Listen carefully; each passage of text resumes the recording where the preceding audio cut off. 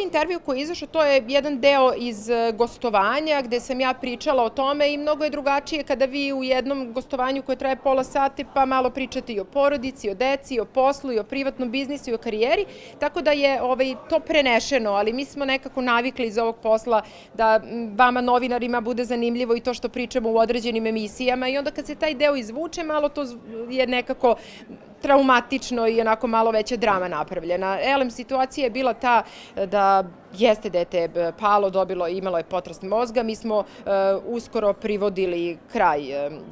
emisiju kraju, tako da sam ja do kraja te emisije uspela da smognem snage, da to završim i da pravac odem u urgentni centar. Ali hoću da kažem da ovde ljudi zaista imaju razumevanja, znači da se to desilo na početku snimanja, da ljudi ne pomisle svakako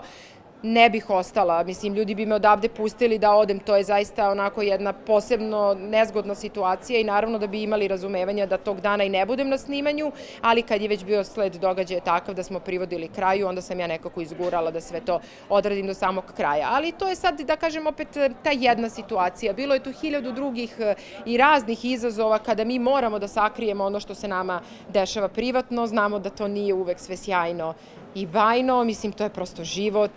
a snimanje je moj posao, to što sam ispred kamere ne znači da vreme ne prolazi i da se neke druge stvari ne dešavaju van ovog studija i da mi moramo da pratimo i jednu i drugu situaciju. Ali to je prosto takav poziv, ne verujem da je ništa drugačije nego glumcima ili prosto nekim drugim ljudima koji su sa ove strane kamere i koji imaju tako taj javni posao.